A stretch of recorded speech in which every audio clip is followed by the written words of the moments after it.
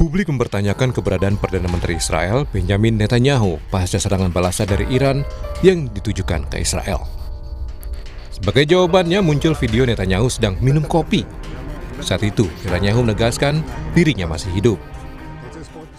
שלום ברשת שאתה בכלל מת? אני מת על קפה, אתה יודע מה? אני מת על העם שלי. איך הם מתנהגים, פנטסטי. אתה רוצה לספור את מספר אצבעות? אתה יכול להראות לנו? פה. פה. Namun konten kreator asal Amerika Serikat menduga video itu hasil rekayasa kecerdasan buatan. Konten kreator itu menyoroti beberapa detail yang dianggap tidak wajar. Salah satunya pada cangkir kopi yang terlihat bergerak tapi tidak menumpahkan cairan meski tampak meluap di tepi. Video lainnya menunjukkan Netanyahu mengunjungi kafe di Yerusalem. Namun warganet menyoroti bagian tangan Netanyahu dan menunjukkan cincin di jarinya menghilang sesaat ketika ia menggerakkan tangannya. Tampilnya Netanyahu di publik seolah ingin menandingi Presiden Iran, Masoud Pezeshkian, yang turun ke jalan menemui warganya.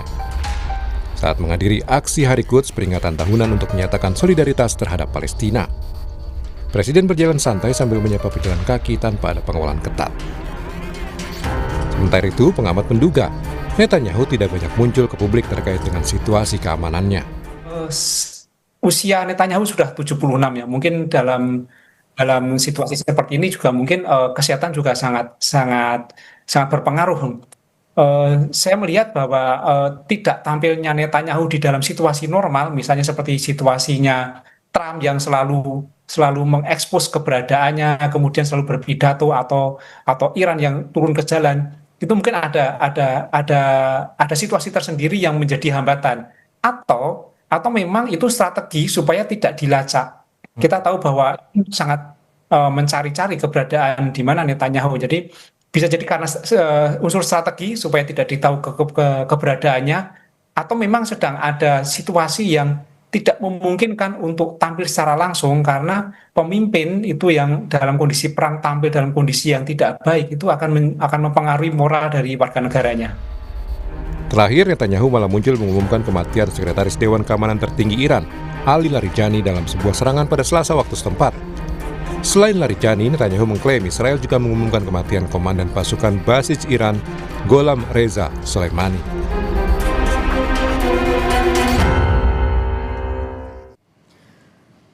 Saudara, spekulasi soal Benjamin Netanyahu terus bergulir meski Perdana Menteri Israel itu sudah muncul lewat sejumlah video, tapi malah jadi pro kontra karena diduga video Netanyahu tidak asli, yakni hasil kecerdasan buatan. Di sisi lain, saling balas serangan masih terus terjadi antara AS Israel dengan Iran. Kami bahas soal ini bersama pengamat Timur Tengah Hasibullah Satrawi dan pakar strategi Perhimpunan Purnawirawan Angkatan Udara, Marsma TNI Purnawirawan Agung Sasongko Jati. Selamat pagi Pak Hasibullah, selamat pagi Pak Agung. Selamat pagi. Selamat pagi Mbak Okta dan Mas Agung. Selamat pagi Pak Hasibullah. Saya ke Pak Hasibullah dulu. Pak Hasibullah, ini kan kalau kita lihat tadi juga dalam pengantar ada beberapa video Netanyahu. Apa tanggapan Anda soal video kemunculan Netanyahu itu? Apa pesan yang kira-kira ingin disampaikan Netanyahu? Ya, yang pertama bahwa dengan terjadinya perang video ini menunjukkan memang perang di antara Amerika, Israel melawan Iran ini semakin kompleks. Jadi tidak hanya di dunia nyata tapi juga di dunia maya. Di dunia nyata saya sampaikan perkembangannya kurang lebih di 474 jam atau hari ke-20 dalam hitungan saya. Yang pertama masih berlanjut dengan serangan-serangan dalam bentuk membunuh tokoh-tokoh utama Iran ya, termasuk yang terbaru adalah Menteri Intelijennya yang sekali lagi ini menjadi pukulan. Saya melihat sepertinya Iran belum memperbaiki kelemahan-kelemahan yang cukup mendasar selama ini, terutama berkaitan dengan intelijen. Tapi yang kedua, Mbak Okta, yang menurut saya perkembangannya tidak kalah menghangat di dunia nyata itu adalah bagaimana penggunaan sumber-sumber energi ya, khawatirkan karena energi berkaitan dengan kepentingan semua orang, dan sekarang baik Amerika, Israel maupun Iran sepertinya sama-sama menggunakan aspek ini untuk memaksakan kemenangan bagi masing-masing pihak. Dan yang ketiga, perkembangan yang terbaru di dunia nyata yang saya ikutin adalah bahwa Iran sepertinya mulai mendapatkan tekanan lebih kuat dari negara Arab Teluk. Yang terbaru misalkan konferensi pers disampaikan oleh Menlu Arab Saudi yang diksinya sudah hampir menyalahkan Iran 100%, bahkan sudah digunakan istilah kesabaran mereka ada batasnya, termasuk mereka juga menyaksikan peran-peran positif Iran yang selama ini diklaim dalam konteks dunia Islam. Ini dunia nyata dalam 3 perkembangannya yang terbaru kurang lebih di hari ke-20. Nah, memang yang tidak kalah menarik adalah pertempuran di dunia maya yang salah satunya adalah ditandai dengan soal kemunculan daripada Netanyahu. Saya melihat soal benar atau tidaknya video ini secara visual itu bukan keahlian saya, tapi secara politik saya memahami bahwa ini ada kebencian atau ada ketidaksukaan yang sedemikian dalam dari masyarakat dunia, bukan hanya masyarakat Timur Tengah atau Indonesia, karena yang saya ikutin 2 hari yang lalu, video itu sudah kurang lebih ditonton oleh 70 juta kalau menurut salah satu media di Timur Tengah. Itu 2 hari yang lalu. Mungkin dengan ditambah 2 hari belakangan mungkin sudah 100 juta, walaupun di masyarakat kita lebih banyak lagi angkanya. Cuman bagi negara-negara kecil seperti Israel di banyak Timur Tengah sampai kemudian ditonton oleh 70 juta, itu kan hal yang luar biasa. Dan salah satu maknanya menurut saya ini ada kebencian di satu sisi yang semikian dalam kepada Netanyahu, sehingga sangat berharap misalkan Netanyahu segera meninggal misalkan Oke. dalam kebencian itu. Tapi di sisi lain kita pendukungnya. Nah, mirip akhirnya menjadi kayak kita mengalami perdebatan di tingkat nasional. Saya tidak akan sebutkan judulnya. Saya melihat itu juga mirip dengan pendekatan yang ada di kita di tingkat global, di mana kemudian para ahli termasuk netizen itu mencoba uji petik terhadap berbagai macam titik gitu. Apakah ini asli atau bukan, dan akhirnya kesimpulannya tidak lepas dari 2 mazhab tadi. Yang benci tidak suka itu akan menyimpulkan bahwa ini adalah salah, Ya, Pak Hasibullah. Baik, sembari kita menunggu Pak Hasibullah tersambung kembali, kita ke Pak Agung. Pak Agung, tadi kalau dikatakan ini kayaknya sejak kemunculan videonya Netanyahu, perangnya juga kelihatannya semakin kompleks, bahkan ini tidak hanya terjadi di dunia nyata, tapi juga di dunia maya. Terakhir juga Netanyahu mengumumkan kematian Sekretaris Dewan Keamanan Tertinggi Iran, Ali Raijani. Apakah ini semacam strateginya Israel, kemudian juga ingin menegaskan bahwa kekuatan Iran ini semakin melemah begitu dengan kemunculan Netanyahu dari video-video yang sampai dengan saat ini juga masih memicu pro dan kontra nih, karena netizen juga mengira bahwa ini videonya dibuat dengan AI. Oke, terima kasih. Jadi video Netanyahu santai minum kopi di tengah dentuman perang ya sebetulnya ini. Jelas ini adalah ghost on the radar atau palsu, hasil olahan AI atau deepfake yang diproduksi untuk tujuan tertentu ya. Jadi kita tidak boleh terjebak hanya pada asli atau palsu video ini, namun kita harus melihat siapa yang memegang kendali atas narasi ini ya. Jadi jika video itu pro Netanyahu, itu adalah upaya menciptakan hegemoni budaya. Tujuannya membuat Netanyahu terlihat tenang, terkendali di atas angin. Ini taktik klasik untuk menjaga moral domestik Israel dan pendukungnya di Barat agar tetap solid.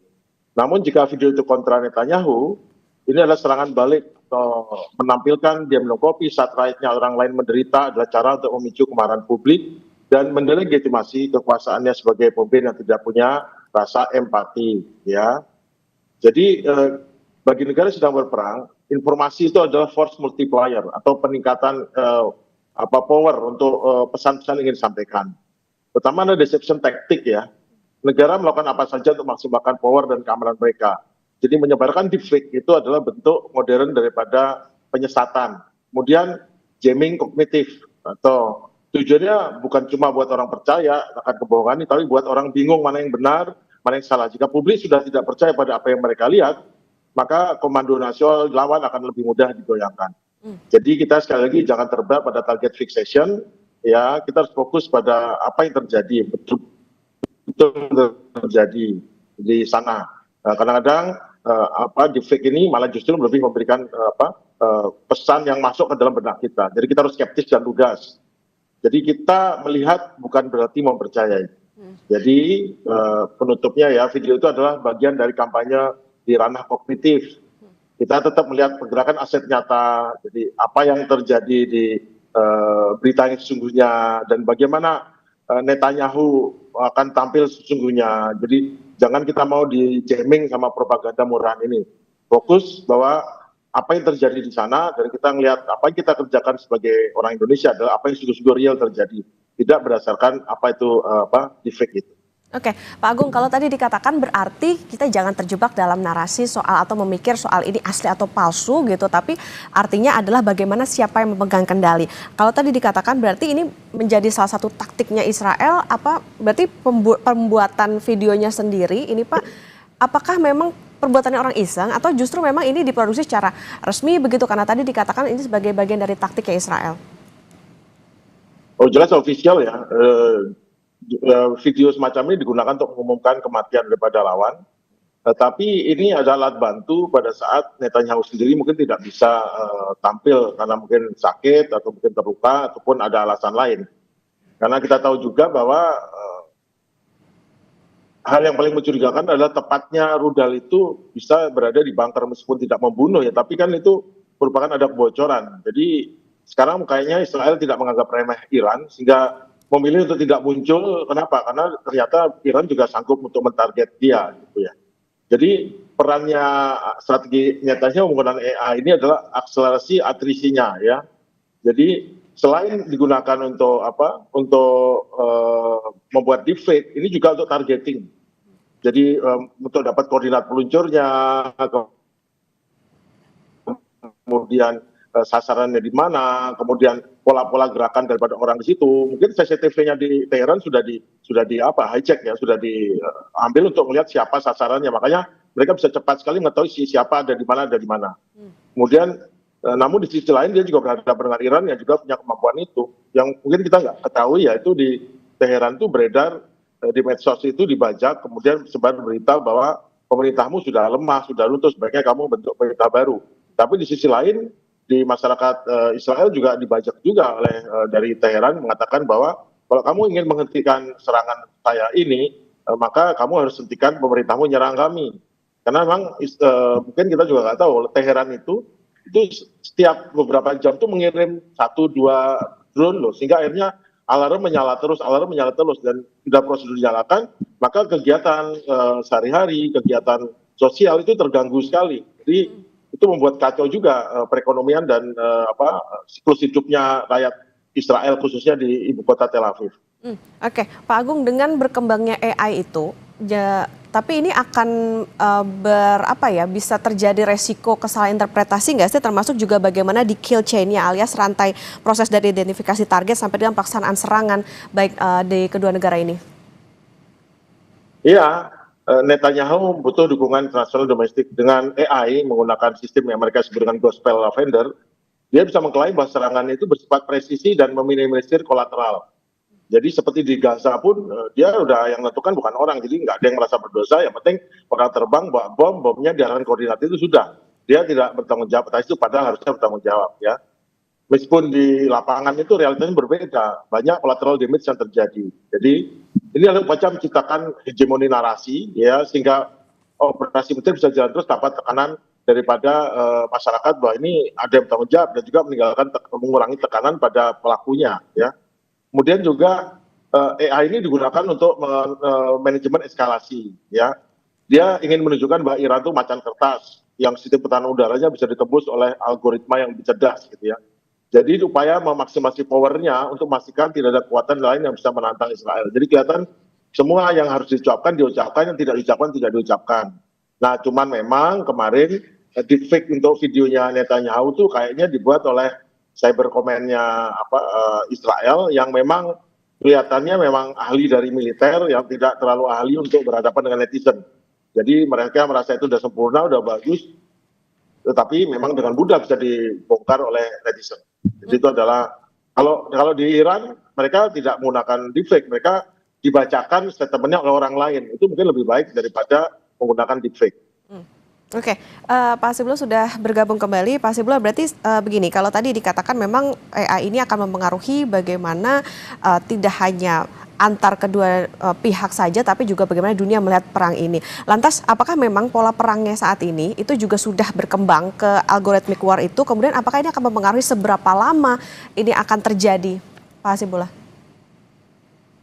Iya, sebenarnya kalau akan berpengaruh atau tidak sebelum seberapa lama, kita harus paham bahwa memang Israel ini banyak sekali dia ingin mendapatkan keuntungan dari perang ini. Selain keuntungan yang sifatnya nyata di lapangan, seperti tidak ada lagi ancaman dari mereka yang menjadi musuh, juga menurut saya juga ada kepentingan atau keinginan untuk dalam tanda kutip mengurangi persepsi daripada dosa-dosa Netanyahu. Nah, kita tahu Netanyahu akibat perang Gaza misalkan itu menjadi sosok yang paling buruk mungkin, terutama setelah mendapatkan status hukum dari ICC sebagai orang yang diduga dan perlu diadili untuk tuduhan kejahatan perang. Dan sekali lagi ini beban yang luar biasa, ini status yang luar biasa. Nah, kalau kita baca perang Iran dalam konteks view yang lebih luas termasuk di Gaza, maka sebenarnya perang Iran ini memberikan keuntungan lebih banyak juga kepada Netanyahu, karena paling tidak dengan perang Iran ini maka dia tidak menjadi terkucil sedemikian rupa. Karena kita tahu ada Amerika di situ dan Trump juga mulai masuk di situ, apalagi perang ini kemudian juga melibatkan negara-negara Arab Teluk.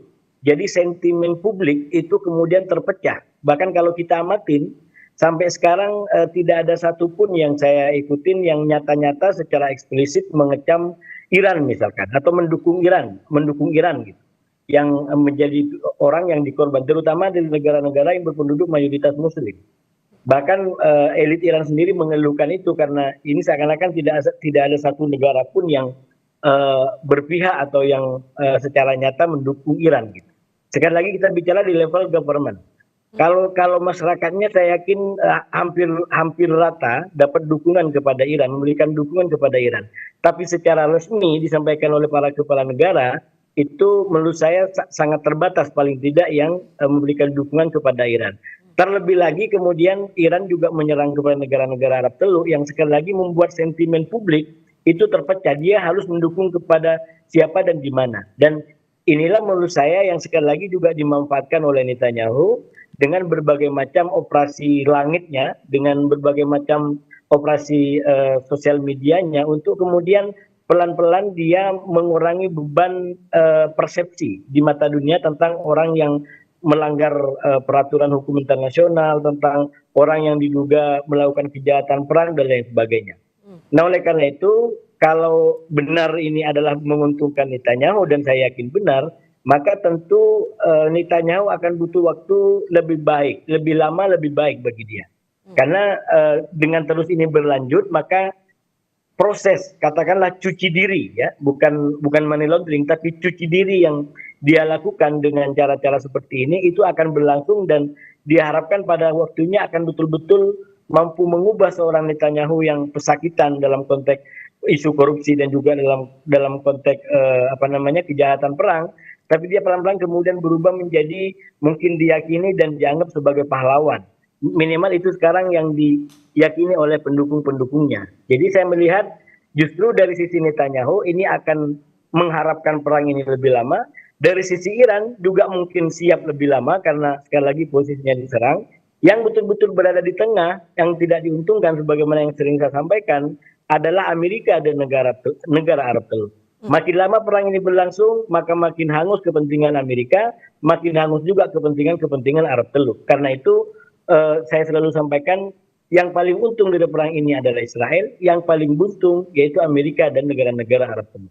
Begitu Mbak. Oke, jadinya kayak ada semacam sama-sama diuntungkan dalam hal ini. Lantas tadi kalau dikatakan soal dengan penggunaan AI ini sentimen publiknya bisa pecah, termasuk juga pemanfaatan AI dalam sistem persenjataan ini kan juga mulai digunakan begitu untuk mengintegrasikan ke sistem drone dan juga pertahanan. Apakah ini akan membuat semakin rumit dalam keputusan taktis di medan perang atau justru seperti apa ke Pak Agung? Oh iya, karena gini, persepsi itu sekarang adalah hampir semua hal terjadi adalah tergantung dari persepsi kita. Nah, bila persepsi itu menjadi dirubah, maka gini. Jadi gini aja, banyak orang yang menganggap bahwa kekalahan itu adalah kalah, tapi tidak. Kadang-kadang kekalahan itu dilihat dengan sisi yang lain daripada orang yang contohnya seperti Hamas. Itu dalam aturan perang itu kalah ya, tetapi dalam bidang lain dia menang. Tentu menang secara diplomasi, menang secara bahwa dia betul-betul kelihatan teraniaya, penjahatnya Israel gitu. Nah sekarang memang sedang merubah persepsi. Bagaimana caranya persepsi bahwa negara yang diserang dalam perang ilegal ini, perang yang tidak berdasarkan aturan main yang benar ini, itu menjadi dibuat menjadi seolah-olah dia yang jahat, dia yang salah sesuai dengan apa bingkai persepsi yang ditanamkan selama bertahun-tahun kepada Iran. Jadi Iran yang melakukan perlawanan dengan segala daya untuk survive itu sekarang dibuat menjadi seolah-olah dia yang salah, dia yang memang orang jahatnya, yang satu lagi membela dunia dari perilaku jahat ini. Jadi persepsi itu penting. Jadi persepsi juga perlu didukung dengan dengan nyata. Contohnya bahwa persepsi Iran itu lemah sudah bisa ditangkis dengan balasan Iran. Tetapi balasan Iran pun juga nggak maksimal kalau itu tidak diberitakan. Nah pemberitaan itu juga kadang-kadang tidak diberitakan berita besar yang kalau dia diberitakan berita besar, orang percaya langsung seketika. Tapi kalau tidak berita besar, itu berangsur-angsur percayanya bahwa betul Iran itu melawan. Jadi persepsi itu penting.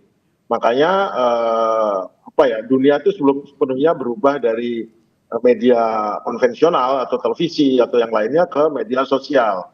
Generasi sebagian daripada kita masih generasi lama ya, generasi dengan umur seperti saya, itu masih melihat televisi dan percaya pada televisi. Padahal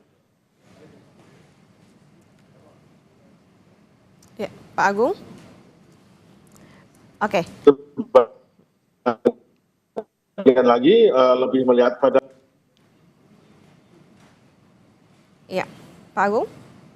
Apakah masih terhubung? Halo. Ya, silakan Pak Agung. Ya, jadi persepsinya itu adalah memang ditentukan dengan strategi. Jadi Netanyahu menggunakan dua strategi. Satu strategi kepada orang-orang yang usia sekian, dia menggunakan strategi itu pada usia muda sekian. Terserah apapun komplain di sini, tapi sebagian orang percaya karena yang perlu dibela adalah orang-orang yang membela mereka. Nah, orang yang membela mereka tidak berdaya bila tidak ada bukti sedikitpun, meskipun itu fake juga, tetap perlu tampil seolah dia ada dan memberikan rasa lega. Oh, ternyata Netanyahu ini. Jadi memang perangnya perang persepsi, dan sebagian dari perang militer itu adalah untuk menciptakan sebagai alat untuk membuat persepsi itu betul. Jadi sama juga Amerika itu dan Israel menekan dengan semua kegiatan militer itu, tetapi itu tanpa informasional itu dinyatakan ke publik atau diperbesar publik, itu nggak akan kelihatan hebat. Dan juga sebaliknya Iran apapun perlawanannya kalau publik tidak tahu, tidak mendapat informasi, itu jadinya ya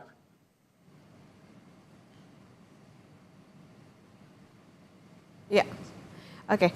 seolah dia tidak melawan, persepsinya ya dia lemah, ketahui. Baik, kita ke Pak Hasibullah terlebih dahulu. Pak Hasibullah, artinya gini, berarti ketika sekarang gitu digunakanlah AI untuk ibaratnya tadi dikatakan untuk saling membentuk persepsi di masyarakat, di publik dunia. Lantas kalau untuk membanjiri media sosial dengan narasi tertentu termasuk juga video-video provokatif, katakanlah begitu ya. Apakah ini bisa lama-lama perangnya jadi berubah jadi perang algoritma nih, di mana sama-sama memunculkan bagaimana tekanan opini publik global untuk mendorong eskalasi konflik itu? Ya, saya rasa memang perangnya di dua lini tadi, di dua dunia ya. Jadi dunia nyata dan dunia sosial media gitu. Dan itu tidak akan mengurangi satu sama lain. Justru perang di dunia sosial media diharapkan untuk bisa mendatangkan kemenangan dan keberhasilan secara lebih besar lagi. Terutama dalam konteks persepsi dan pembentukan opini masyarakat dunia. Yang itu sangat dibutuhkan kalau bagi Netanyahu, karena sekali lagi dia akan berhadapan dengan urusan dunia, katakanlah soal ICC, kemudian juga soal di Israel sendiri. Itu soal-soal yang walaupun tidak secara langsung, tapi juga terkait dengan bagaimana masyarakat di Israel dan masyarakat di dunia berasumsi tentang Netanyahu ini, atau membayangkan tentang Netanyahu ini. Dan sekali lagi kalau ini berhasil, maka walaupun tidak secara langsung itu akan membentuk power tersendiri membentuk dukungan tersendiri yang diharapkan nanti bisa berguna, katakanlah ketika mau dibutuhkan untuk kepentingan-kepentingan formal, katakanlah proses pengadilan, proses penegakan hukum yang akan diikuti oleh Netanyahu kalau masih lanjut, yaitu di Mahkamah Israel terkait dengan korupsi, atau di ICC yang memang sekali lagi sampai sekarang Netanyahu masih menjadi DPO di situ.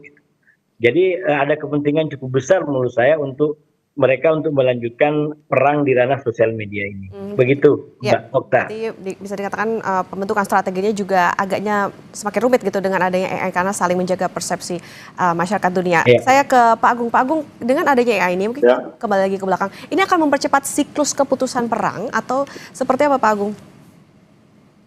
Oh iya, tentu. Jadi sekarang tindakan militer itu disesuaikan untuk kemenangan perang. Ya, jadi gini, seperti blok Amerika Serikat, dia adalah memenangkan persepsi soal mempertahankan hegemoni budaya mereka. Mereka ingin melihat dunia, tindakan mereka common sense atau keniscayaan demi keamanan global. Jadi mereka akan manufacturing consent, menggunakan media arus utama global, menggunakan Iran adalah ancaman eksistensial terhadap stabilitas. Jadi mereka membungkus serangan militer dengan istilah surgical strike atau presisi tinggi. Tujuannya berikan legitimasi moral agar publik mereka tidak pivot atau tidak diam bahwa ini tidak pembunuhan tetapi surgical strike mencegah banyak korban. Kemudian mereka mahir menggunakan deepfake atau video pendek, menunjukkan kesan bisnis as usual. Jadi bahwa serangan Iran tidak bertambah sistemik, ini kelihatannya baik-baik saja. Dan kemudian mereka membanjiri media dengan hebat alutsista, F-35, Iron Dome, Aero, menciptakan rasa inferioritas pada lawan. Namun mereka harus ingat bahwa tidak bisa menggantikan peran. Kemudian sisi lain Iran dan perlawanannya, mereka menggunakan counter hegemoni. Ya, gimana caranya mereka memanfaatkan aktivis akar rumput di Barat untuk memicu gerakan anti imperialisme. Jadi mereka membelah opini publik bukan meyakinkan pemerintah Barat, tapi mencoba membelah opini publik dalam negerinya Amerika dan Eropa. Jadi kemudian asimetrik ya, media Iran menggunakan rekaman mentah raw footage dari drone atau aksi milisi menunjukkan attrition atau keausan pada militer Israel. Bahwa sistem pertahanan mahal Amerika bisa ditembus oleh drone murah, dan terakhir adalah naratif daripada orang yang tertindas. Dengan memposisikan diri sebagai pembela pihak yang tertindas, Iran membangun kondisi emosional melampaui batas negara. Jadi siapa yang bertahan? Ya, yang bertahan adalah siapa yang bisa menahan arus disinformasi, dia yang menang. Jadi media sosial dipengaruhi oleh AI akan membuat siklus untuk pengambilan keputusan pemilihan menjadi kacau. Jika Netanyahu pemimpin Iran mengambil keputusan hanya berdasarkan apa yang viral, maka mereka masuk jebakan lawan. Jadi tidak bisa hanya apa yang viral.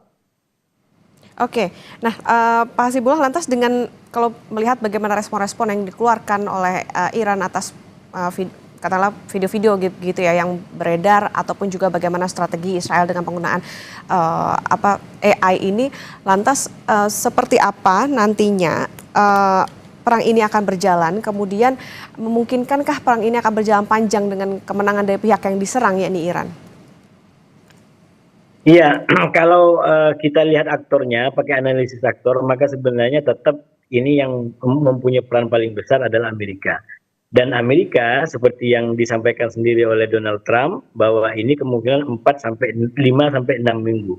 Artinya memang dia tidak dimungkinkan untuk melanjutkan perang ini dalam waktu yang lebih lama lagi. Walaupun sekali lagi dari sisi Israel berada pada kepentingan justru perang ini lebih lama, seperti yang saya sampaikan tadi gitu. Tapi kita melihat di situ ada perbedaan kepentingan di antara Amerika dengan Israel. Dan saya yakin kalau ada benturan di antara dua kepentingan itu, maka tetap kepentingan Amerika yang berjalan, atau kalaupun tidak, maka yang selalu sampaikan ini ikut skenario perdamaian dengan Houthi, di mana Amerika mengambil perundingan dan kesepakatan sepihak dengan Houthi, lalu kemudian Israel tidak dilibatkan dalam keputusan itu. Nah, kalau itu yang terjadi, maka ini akan menjadi 1 lawan 1, bukan 2 lawan 1 seperti sekarang gitu.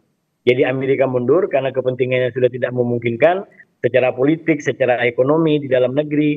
Lalu kemudian Israel lanjut dengan peperangan ini gitu, yang sekali lagi kepentingannya menurut saya sama di antara Israel dengan Iran. Kalau Iran karena berada pada posisi yang bertahan dan tidak ada pilihan lain kecuali melawan, maka dia sekali lagi tergantung sejauh mana serangan berlangsung. Kalau masih berlangsung dia akan ladeni kalau masih ada rudalnya gitu ya.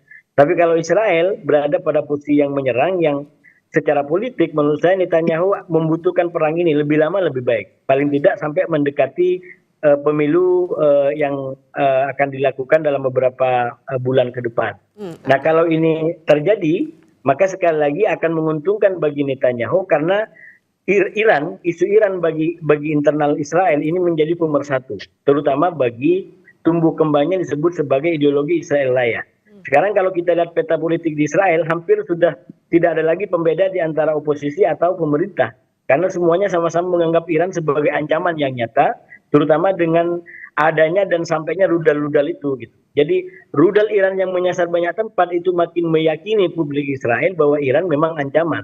Nah karena itu Netanyahu menjadi pahlawan di situ. Dia dianggap sebagai pahlawan yang bisa menyelamatkan bagi Israel ke depan. Nah, itu artinya kalau terus seperti ini, maka kepentingan Netanyahu untuk kembali terpilih menjadi Perdana Menteri itu akan mulus menurut saya. Dan saya melihat itu kepentingan yang akan dipertahankan oleh Netanyahu.